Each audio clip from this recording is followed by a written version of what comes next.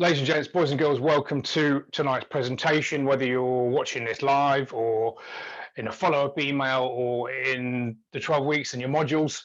Welcome to the presentation on Fat Loss 101. And it's really talking about what you need to know. There's loads of things that we can do when we're burning body fat, but there's only a few things that actually move the needle forward. And you probably heard me talking about that. And my whole philosophy around helping people lose weight is to almost get rid of the 97% of the bullshit and get you to focus on 3% of the stuff that moves, makes progress, actually gets results. Because far too many people spend too much time, unnecessary time, working on the things that don't actually do anything. You know, whether it's the wrong plan or the wrong type of exercise. And it's not as complicated as people think. So my idea is just to kind of bust some of the myths. So that's what we're going to focus on tonight. And it really boils down to what we call energy balance. It really is simple equation, simple maths. And if you've been through the first few modules, you'll know this. It's all going to come down to what I talk about, the calorie deficit. Now, it's not my terminology, but it's the best terminology that we can use. And there's still, unfortunately, a lot of personal trainers, a lot of coaches, a lot of nutritionists even, that don't really understand the mechanism of a calorie deficit. And it's the only way that you can burn body fat. You know, if you look at all the diets on the market, you know, even my philosophy, there is no name for the diet. It's just controlling your calories. If you look at everything, vegan, South Beach, cabbage soup diet, low carb, high protein, low fat, you know, there's hundreds and hundreds of these diets coming out all the time. But they all work on the same mechanism, by being in a calorie deficit. Now, how do you get into that calorie deficit? Well, we want to increase your calorie expenditure or decrease the calories. Same thing, same two things trying to do the same job. But increasing your calorie expenditure, and obviously by exercise, we know that. Moving your body, whether it's 2, 3, 4, 5 times a week, whatever you can commit to is going to get you going, but also NEAT. And some of you would have heard of this, some of you won't have, but NEAT is what we call non-exercise activity thermogenesis. And I want you to think about NEAT as being the things that you do when you're not exercising. So if you're walking the dog, playing with the kids, you know, doing the gardening, mowing the lawn, any activity, when you're having sex, you can burn a lot of calories in those 3 minutes. You really can. Depends how hard you go. But, you know, for me, I'm 1.5 minutes of really hard work.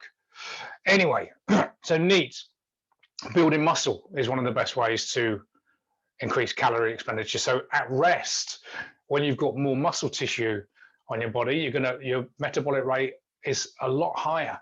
When you're sleeping, when you're sitting at your desk, when you're working, when you're training, which is why our focus, whether you're a guy or a girl, we want to be trying to increase your lean muscle tissue. It doesn't mean you're going to get big and bulky. It's going to increase your metabolism. It's going to allow you to eat more food and still burn more body fat. And obviously, it's going to give you that nice shape that everyone wants. You know, whether you're a guy or a girl, you want to be lean, reasonably toned, and in shape. And that's what we're trying to do. Keep the muscle we've got, enhance it, and grow a little bit if we can. And that's going to help us burn the body fat. Okay, the opposite of a calorie deficit, I know it's quite simple, you know, when you gain weight, when you gain fat, is when you consume more calories than you burn, and that's what we call the surplus. And then in the middle is where you stay the same. And this is what most people are doing, but without knowing that they're doing it. And I'll explain what I mean. So let's say someone's weight is fairly stable. You know, most people's weight is either stable or going up. And a lot of people are just steadily going up. Even if it's 1 or 2 pounds a couple of months, it's the end of the year, it's going up. Or it's staying the same. You all know people, guys and girls, that can eat whatever they want, or not even a case of eating what they want. Actually, they're very mindful of the food they eat, and they just don't seem to gain weight. What's happening here is that they're naturally in tune with what's working with their body. So some days they'll overeat, which tends to be weekends for most people, but not always. And some days in the week, maybe they'll undereat, because it's all about that balance. It's about getting the energy balance, calories in versus calories out. So that's what maintenance is. If someone just doesn't lose any weight, not gaining weight, they're staying the same. There's a 3 distinct phases: the calorie deficit, which is what we're trying to do. Okay. The calorie surplus is where you're consuming more calories than you burn. And in the middle is, if you want it to stay the same, is maintenance. Now, nearly all of you are trying to lose weight. Some of you are trying to lose a bit of body fat and gain muscle. So this is where we wouldn't necessarily be in a calorie deficit, but we would aim for maintenance. And that's where, you know, you're taking in the same amount of calories as you're burning, and then we would increase the weight training up, keep the protein high. And what this does is what we call recomp, or recomposition.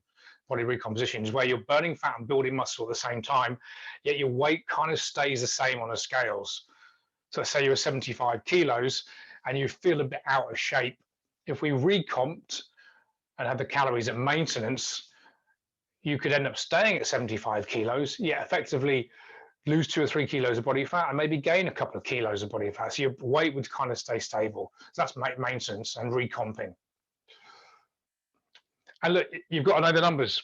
You, like anything, like any business, you know, you've got to know the numbers. Don't care what your business is, and the business of losing body fat is no different. So, without teaching you to suck eggs, I know a lot of you know this. Some of it might still be new or newish. Let's look at calories and what actually calories are, and their the value attributed to them. So there's 4 calories in a gram of carbs and protein. They're exactly the same. Obviously, how those macros will actually react with the body and the result could be slightly different, but there's 1 gram will equal 4 calories. Now, interestingly, there's 7 calories per gram of alcohol. And we're not going to go into alcohol, the good things, the bad things, but just be aware that it's 7 calories per gram, which is quite calorific. And there's no nutrients in alcohol, at least with protein, fats, and carbs. Nearly everything, apart from maybe pure table sugar, has got some type of nutritional value, whether it's a gram of this or a couple of micrograms of something. You know, pure sugar is just pure sugar, just glucose. There's no nutritional value whatsoever, it's energy. So 7 calories per gram of alcohol and 9 calories per gram of fat. So fat, gram per gram, is over double protein and carbs. That said, eating fat doesn't make you fat. It's an overconsumption of total calories that will make you gain body weight. And you know that. So the question that I get asked a lot is, are all calories the same? And there's a 2-part answer to that. Yes and no, and I'll explain exactly what I mean. So a calorie is just simply a unit of energy, that energy that we take from food and drink. So, excuse me, when someone says all calories aren't the same, well, actually all calories are the same, because a mile is a mile. You know, 5 kilometers is 5 kilometers. It's just a unit of energy, you know, like a mile is in terms of distance. You have to excuse me, I've got bad hay fever at the moment. It's actually coming down onto my chest, so I'm suffering. If you hear me sniffing and snorting, I know it's not very good, but let you know. So a calorie is exactly the same. A calorie is a calorie, a mile is a mile. It's just a unit, a measurement. But what people think they mean, I think they mean is that what's the difference between, you know, some calories will produce a different metabolic outcome. And the first thing is what we call TEF, which is the thermic effect of food. And the thermic effect of food is really what we call thermogenesis, and that's where the body will actually heat the body and expend energy. I'm having a nightmare here, aren't I? Excuse me. Have a little bit of water.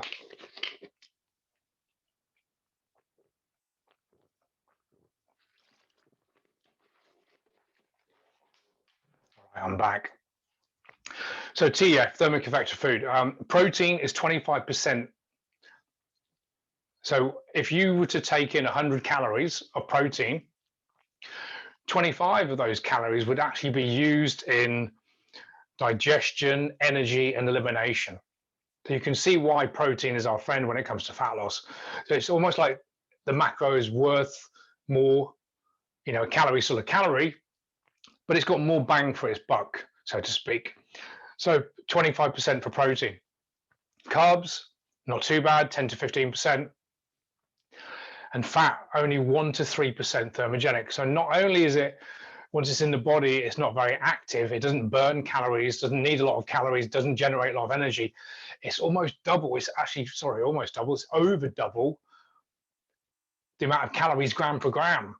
So 10 grams of fat is 90 calories, where 10 grams of protein is just 40 calories, so it's less. And those protein calories will actually burn more calories by actually taking it into the body. So not all calories are created equal, but a calorie is a calorie because it's just a unit of measurement. Hopefully that makes sense. But here's the thing. People think, well, okay, I'll just eat protein all day long. One, it would actually be impossible to do because even in the leanest source of protein, there's going to be very small amounts of carbs, and in certain sets of protein like steak or oily fish, there's going to be a ton of fat. So it'd be impossible to eat only protein. But let's say you did eat as much protein as you could and kept the carbs and fat low because you were aware of this thermic effect of food. That said, TEF will only account to 10%. So if you're eating 2,000 calories, it's going to help you burn an extra 200. So although it's an important factor, what would trump that any day of the week is total calories watching. Is it easier to rely on a thermic effect of food or just not eat 200 calories, which is not a lot of food? So it's something to consider, and that's why we want to, you've been told to have X amount of grams of protein per kilo of intended body weight. And you've been through that with Adam on your onboarding call. And that's why we have that. That's why protein is our friend when it comes to that. And we'll look at that in a bit more detail. So here's the main reasons. And again, if you've seen this before, good. It's important that we get it stuck in there. If it's new to you, even better.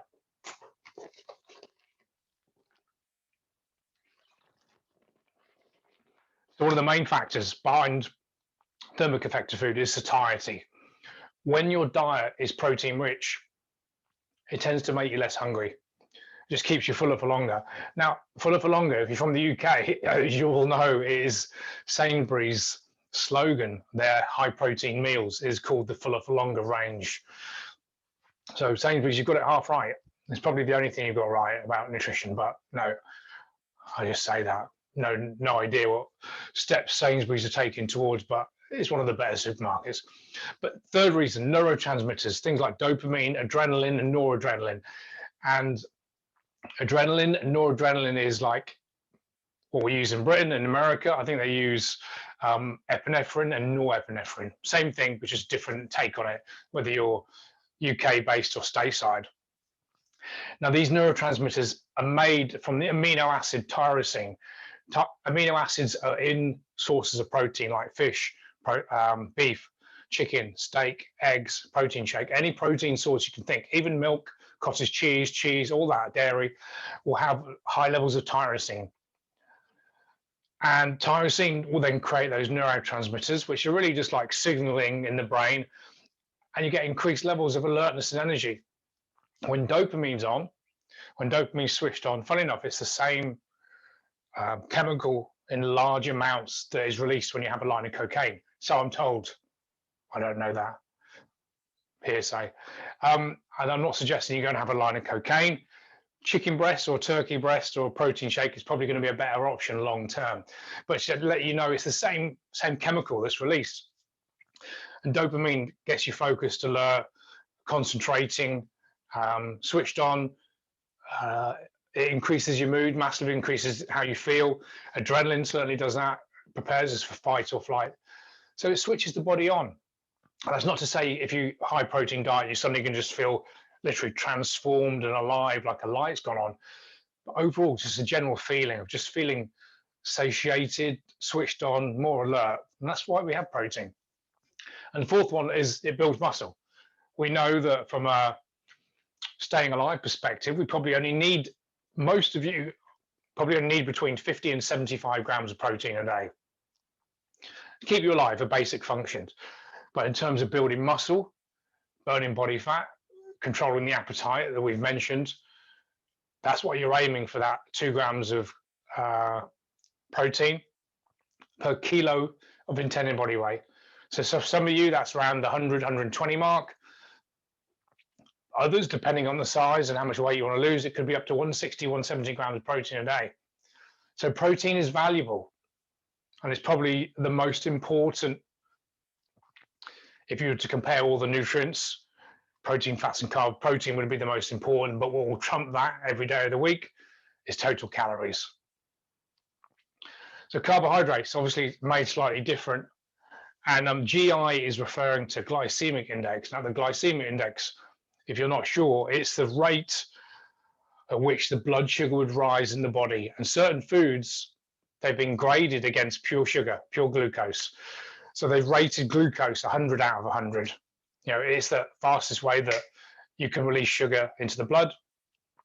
And everything's gauged against that. So you've got things that are low GI, could be around the 30 to 50 mark. And then high GI might be 65, 70 and above. Interestingly, things like white rice, noodles, potatoes, obviously sugar, anything that's simple, what we call simple carbohydrates, are fairly high in GI. Now, that it's not a problem, as in it won't cause you to gain more body fat, but just be aware if it could affect how you feel. So, you know, sugar is not the problem, carbohydrates are not the problem, but they can create outcomes in the body. So be aware that simple carbohydrates, like the stuff you get in, you know, cookies and donuts and cakes and biscuits, all that type of stuff, even certain cereals, is going to massively raise your blood sugar. Now, what happens when that goes on is the pancreas, very, very clever, releases insulin to combat that blood sugar, try and take you back down to normal. But what often happens is it's actually too effective, its job. It will actually take you below your normal level, and you can drop into what we call hypoglycemia, where you have low blood sugar, effectively. And that can make you tired, irritable, hungry, agitated. For me, when I've gone a bit hypo, for some reason, I don't know why, it just does it. Not like on a weekly occurrence, but like once a month, once every couple of months, I get really sweaty palms and feel that really you're quite hungry and you feel like you could smash anything to kind of, and all it is the body's screaming, we need food, we need sugar, because you've gone hypo, which is obviously what the problems that diabetics have, whether you're type 1 or type 2, is their pancreas, if you're type 1, is not producing insulin, so then you need an exogenous source of insulin, they inject it, and type 2, very often caused by poor diet, then can be eradicated or at least cured to a certain extent by changing diet and losing weight. So that's kind of what happens with the carbohydrates. So we want to avoid the simple sugars. That's not to say that simple sugars make you fat, because total calories will always trump that. But be aware that having simple sugars will often give you that spike, and then could affect your mood and how you then choose your next meal. If you're hungry and you've had that spike, you very often go hypo, and then you want to have more sugar. You get that yo-yo effect up and down. Just be aware of that with carbs. Another question I get asked all the time: do you have to count calories to lose weight? Well, no, of course you don't have to count anything. The answer is no, but it really does make it very, very simple. So my whole philosophy is, why guess? You know, let's face it, I'm not sure, funnily enough, I'm not sure of the actual figures in the UK, but I know that obesity, or in America, 70 to 75% of American adults are very overweight to obese. Now, the UK is not quite as bad as that, but we're up there. So the very fact that people don't know the value of calories, they don't know how to track, they don't know what they should be doing, they don't really understand nutrition. That's why the world's becoming obese. That's the issue. It's the lack of education about the simple stuff. So if someone's trying to get a result, I always tell people to look at their calories like they would their income. If you don't budget, you're going to go into debt. You know, calories in versus calories out, that's what we're looking at within nutrition. I tell people to look at the budget, the income coming in wages, any other money you've got coming in, from a job or a side hustle. That's your income coming in versus payments going out, mortgage, health payments, car payments, kids, schooling, all this different stuff. Now we want the outgoings to be more than the income. Sorry, we want the income to be more than the outgoings. It's the opposite. We want the expenditure to be more than the calories going in, and it's the opposite way. So it's just budgeting. And most people budget their finances, and if they don't, they tend to get in trouble. So all we're doing is budgeting calories. And people say, well, I don't want to get all anal and I just want to eat whatever I want to eat intuitively. Well, good luck with that, because that's why 70% of America are overweight or obese, because intuitiveness is not working, or it doesn't work, because we like food. So we tend to overeat given an opportunity. That's why most of us are fat. So tracking calories is the best way. And you all know how to do that now. But here's what fat loss isn't. We've talked about what it is, but it's really important that you know what it isn't. And there's a lot of people still spouting on about hormones. And in insulin in particular, I mentioned it because, weirdly enough, insulin is actually a fat storage hormone. So it kind of makes sense that if you're releasing insulin, if you're taking lots of sugar in, your body is then releasing insulin to combat that sugar. That release of insulin, and I'll be honest, 20 years ago, this is what I believed. This is what we were taught. Because we got our advice from the bodybuilding magazines back in the early 90s. And there's 3 or 4 bodybuilding magazines. No one was talking about this on TV. Studying nutrition wasn't really a thing. Then no one knew. So we got information from the old school bodybuilders, which a lot of it was bullshit. And we were taught, I think I was even taught this at uni, did a module on nutrition. I did sports science. And we were taught that insulin, because it's a fat storage hormone, that hasn't changed.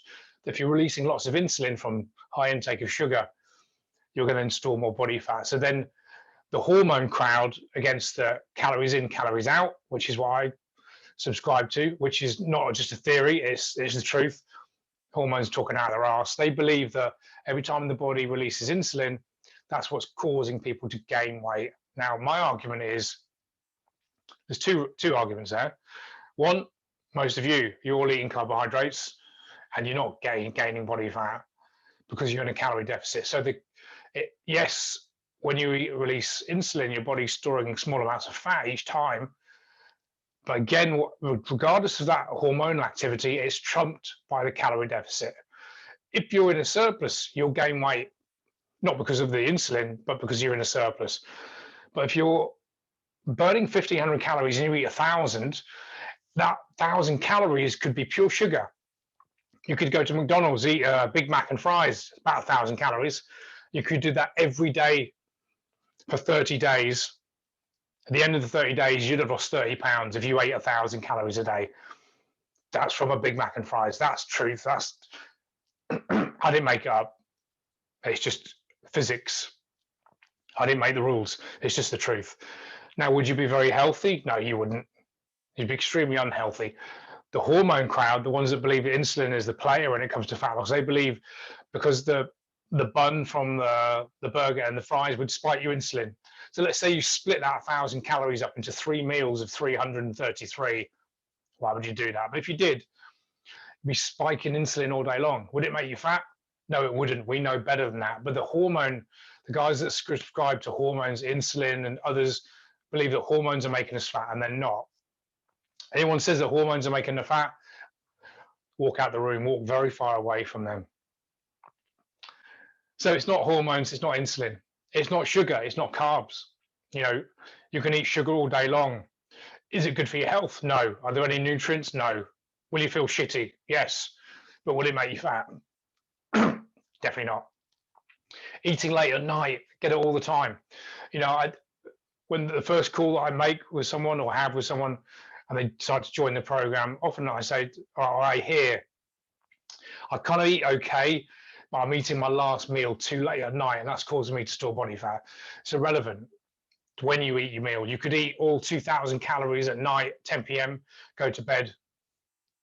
Wouldn't make any difference. It would probably affect the quality of your sleep, but it wouldn't make any difference to your fat loss.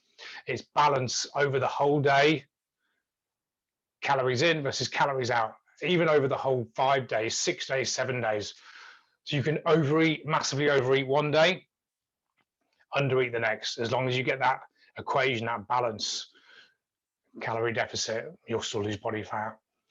So it's not eating late at night. It's not eating fattening foods. The reality is there are no foods that are fattening. And I don't know whether I believe this, but I know I definitely heard this when I was, in my teens, maybe early 20s. Mum would say, "No, that food's fattening." And I got into health and fitness properly around about age 14 or 15. So I remember cooking different meals to my mum and dad and my sister. They all thought I was a weirdo at 15. And mum was often, over the years, said to me, "Oh, isn't that food fattening?" Well, she's probably looking at the labels that say it's got a large amount of fat in it. So she thinks that's what's causing her to gain weight, but it's not. It's overconsumption of calories, and those calories could come from sugar, fat, carbs, alcohol, protein, doesn't make any difference. So the problem is fat, as we know, there's 9 calories per gram. So it's very easy to overeat. And let's face it, like, a tablespoon of olive oil could be 10, 12 grams of fat. That's like 120 calories. And you could put that in, you wouldn't have any satiety. It wouldn't fill you up. Not that you're going to be scooping spoons of oil into your mouth, you understand, but I'm just saying it's hidden. It's very hidden. Butter, oil, nuts. We need those calories, but we just got to be very sparing with them. So it's not about eating fattening foods. And no such thing as fattening foods. It's definitely not eating. A lot of people think that there's this thing called starvation mode. Think about this. If you starve someone, guess what? They lose a shit ton of weight. Now, this is not the most politically correct example, but I'm going to use it anyway. I'm not that politically correct. Let's go back 50, 60 years to the Second World War. In the prisoner of war camps, horrible situation. Those guys were starved, and they were probably in the most stressful environment known to man. I can't think of anything worse, knowing what we know went on in those camps. Work to the bone, 15, 16 hours, very little sleep, fear of being killed at any moment, extremely stressful environment, no food, highly stressed. And this kind of leads me on to whether stress makes people gain body fat. If you don't give someone food, they will lose weight. So there's no such thing as starvation mode. I often hear someone says, "Well, I'm not eating enough calories. That's what's stopping me losing weight." Well, that's like saying, you've gone into your overdraft and the bank just decided to give you £1,000 to get you back into credit again. It just doesn't happen. If you don't eat food, you're going to lose weight, and you're going to lose a lot of weight, and it's indiscriminate. So you lose body fat and you'll lose muscle, which is what happened with prisoner of war camps, prisoner of war. On the point of stress, just to go off this slightly, think of that stressful environment. A lot of people say, "Well, I'm super stressed. It made me fat." It doesn't. Stress itself won't make you fat, but stress very often can make people to overeat or want to overeat. Given the chance, if there's food there, they'll overeat. It just messes up with the hormones. We won't go into that tonight. There's another topic for another time. But it messes up with a couple of hormones, leptin and ghrelin, which make you overeat and don't feel satisfied. So people, when they're stressed, and cortisol as well, can signal people to overeat. But some people don't eat a lot when they're stressed. So it's this behavior that was caused by the stress, not the actual stress itself, that causes people to gain body fat. I went off on a bit of a tangent there, but it's important. Not that. And it's not fat-burning foods, just like there isn't fattening foods. There's no such foods that burn fat. There's macronutrients that will burn more calories. As we know, protein, thermic effect of food. But you don't just eat a chicken breast. It doesn't help you burn body fat, because body fat will only occur when you have calorie deficit. So it's your total calories at the end of the day. Hoping that's making sense now. So when anyone says fat burning foods, what they usually mean is foods that have probably got a high rate of thermogenesis. So it tends to be protein, fruits and vegetables, because they're the higher end of carbohydrates. There's no such thing as fat burning foods. Supplements, there's no fat burning supplements. There's supplements that can boost your metabolism temporarily, like, pre-workout supplements. They get adrenaline, the heart pumping. That could make you burn more calories, but the supplement itself isn't helping you burn body fat. You see all these skinny teas and coffees, bullshit supplements and shakes. And I don't necessarily mean a protein shake. I mean these diets where they say eat 3 or 4 shakes a day and you're on 800 calories. Yes, you lose a ton of weight because you basically just starved the poor individual. Oh, I went on the Cambridge diet for 6 weeks and I lost 3.5 stone. Well, yes, all of you could just eat 1,000 calories and we'll call it the Gab diet. You're going to lose 60 pounds in only 3 months. It's ridiculous. So starvation diet is going to work, but it's not the route we want to go. We want to do things that are going to be able to maintain. So but just be aware of what fat loss is and certainly what it isn't. Excuse me.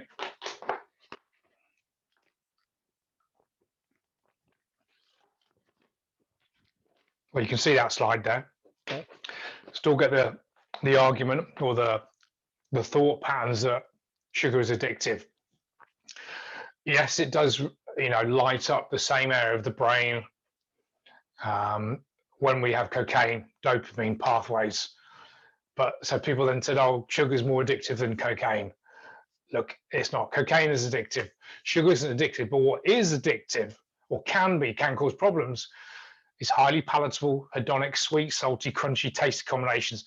Carbs, fat, salt, sugar, they are. If you think if sugar was addictive, this is what would be happening. This is the best picture I could find of someone trying to do a line of sugar. Looks like she's snorting the sugar off donuts there. But if sugar was addictive, and we know that the purest form of sugar is glucose, so table sugar, why do people not mainline bags of sugar? How much is a bag of sugar? Pence, isn't it? $1, 50 pence, I don't know. I've never bought a bag of sugar. It's a lie, I probably have somewhere online. I have no idea what it costs. The point I'm making is it's not sugar, it's what goes with sugar. People say, well, Coca-Cola is pure sugar. It is, but if it was just water with pure sugar and glucose, people wouldn't be buying it at the bucket load. It's the taste, the branding, the celebrity drinking the Coca-Cola, almost the experience. Maybe when you go to the cinema, you have like some nachos and a Coke.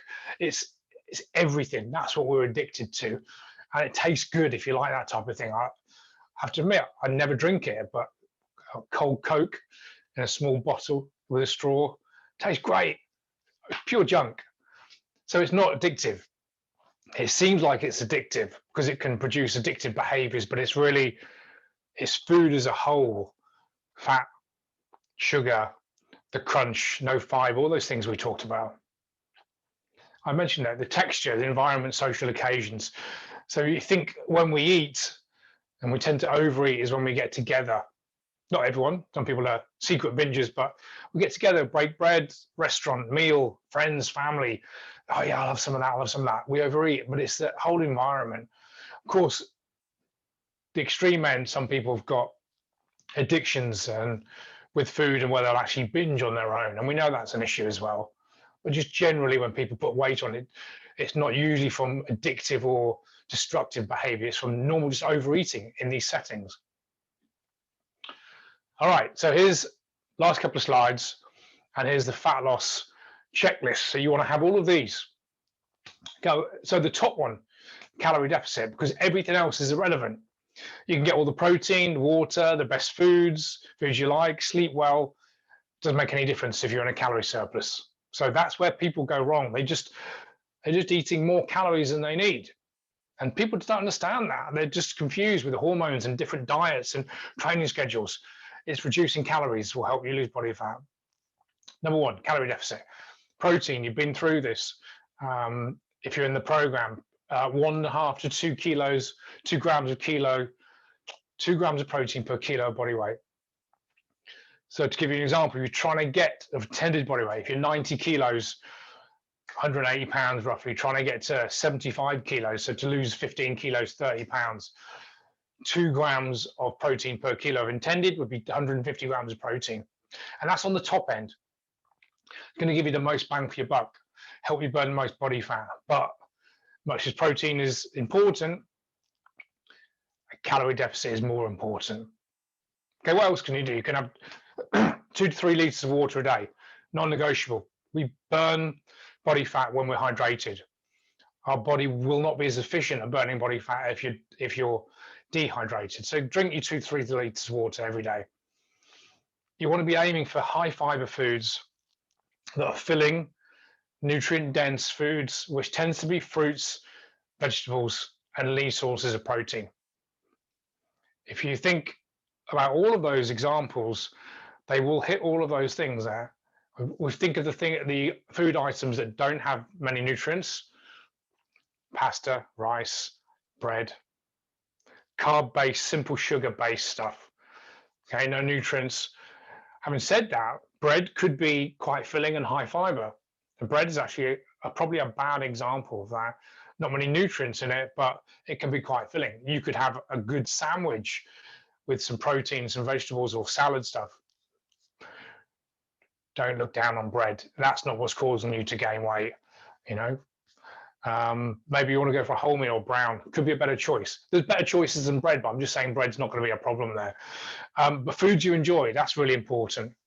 A lot of people say, well, Gab, what's the best diet to be on for fat loss? In fact, I got asked that yesterday on the LinkedIn Live. Gab, what's the best diet for fat loss? And I always, the first thing I say is, one, the diet you can stay on the longest, the one you could adhere to the most, and secondly, it's the one you enjoy. If it's a chore, you're not looking forward to the foods, you feel like you're being restricted, which usually comes with things like keto, like no carbs, or eliminating alcohol entirely, and no sugar, no fun, you're not going to stick to it. You're going to break your diet, and that's when most people fail. And then that leads into feeling they're not worthy, I always fail, and we'll talk about self-limiting beliefs and self-image in a second. But foods you enjoy, really important. And better sleep. And I put that on, I'll be honest, I just wanted to put a last single comment there. And really, I've got a presentation on sleep coming in a couple of weeks, so make sure you come back for that one. We're going to do a deep dive into how sleep affects us in fat loss, but it's more important when it comes to long-term health. But better sleep, and it's really quality over quantity. And the reason I mentioned sleep itself won't help you burn that much body fat. Although we actually burn fat as a source of fuel when we're sleeping, it's negligible at the end of the day, and by the time you wake up. By having poor sleep, you mess with those hormones again, leptin and ghrelin, which is our satiety and hunger hormones. When you're undernourished with sleep, chronically, we tend to overeat. So if we look at a lot of people that have got a lot of weight to lose, up to the obese and the morbidly obese, I'm not sure what the actual stats are, but it's over 60% of those people that are obese tend to be bad sleepers. So it's got a knock-on effect. So getting great sleep is going to put you in a better mood, give you more energy, control your appetite. So it could help you burn body fat, again, if you're in a calorie deficit. It's a big topic. We'll cover it again in another training. So what I want you to do, certainly from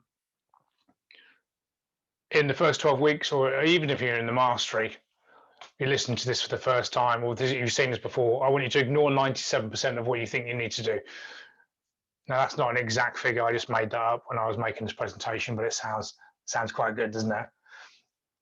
Most of the stuff you think you need to know about fat loss, you don't. We're going to get you to focus on the 3% that actually produces the results. And when you see the video, if you'll catch up again, it's that slide back at the beginning, what you need to know. Okay. I mentioned before, and I mentioned all the time on the internet, the mechanics of fat loss are very, very simple. You eat fewer calories than you burn. That's fat loss 101. But the psychology of fat loss is quite hard, and that's what most people struggle with. And just very quickly, this is the last slide. I'm not going to go into this because, again, this is another presentation I've got lined up on the psychological aspect of fat loss. We've just gone mechanical.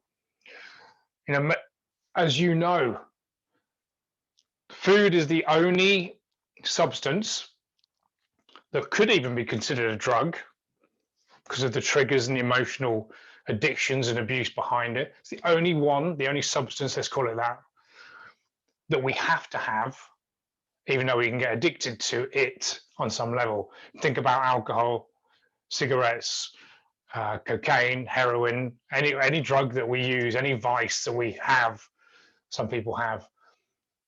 If you don't say to an alcoholic, "We just have 2 drinks a day, you'll be fine." They've got to abstain, and that's it. Otherwise, they can have 20 beers. It just goes crazy. So, but with food, we've got to say to people, we need you to eat a certain amount that won't make you too fat, but you can't have too much because then you're going to cause problems. So it's almost like this red rag to a bull. So it's tricky.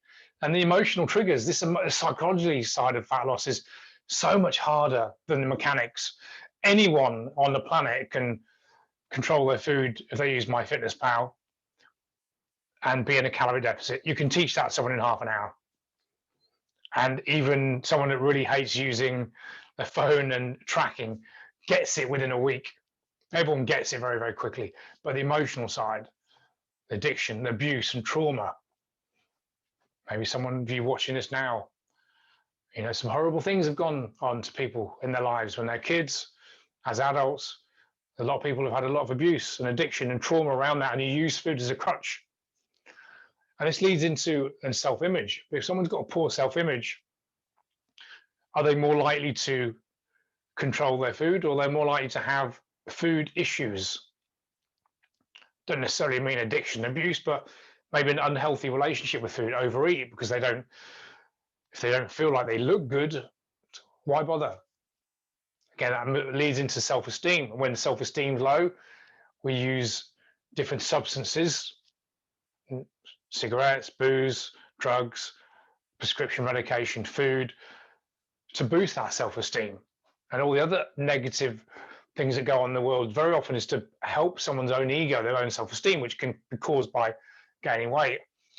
Self-belief, they all play into each other, and all of them can then cause what we call the self-fulfilling prophecy. The self-fulfilling prophecy is where someone just can't get over their own bullshit story they're telling themselves, but their own bullshit story then proves to them that the story was actually true, which it isn't. And then it creates this self-fulfilling prophecy that goes round and round and round. Let's say someone tries a diet, they've all struggled with their weight. They're hyped up, they're motivated. Monday morning, they do it, and they get to Friday, and their diet was so horrific, so low in calorie that they break their diet, and this person's got 100 pounds overweight, really struggle with their weight, and they get to Friday and they have a slice of pizza, and then they go, "Oh, I'm so useless. Everything I do, I just can't lose weight, so I'm a total loser. Got poor self-image, my self-esteem shit." And you end up believing that own story. They say, "I can never lose weight," or "It's my genetics," or "I'm big boned," which are bullshit stories that we've heard. And that example of when someone tries to lose weight and then can't, they've then given themselves proof. They've almost shot themselves in the foot by giving themselves their own proof why they are a failure and why they can't do it. And this is what happens. So this is another presentation for another time. We'll look at this future training as well. The emotional side, the mechanical side is very, very easy. Teach that in half an hour. The psychological side of fat loss, this is why 70% of America are overweight. And I'm sure the UK and Europe can't be far behind, because of the lack of education of the mechanical side. We need that, but they're not understanding this psychological aspect. And that's really, really important. All right, my fine feathered friends, that is the end of the presentation. I hope you enjoyed that. I will see you on one of your coaching calls or in the next module. Thank you.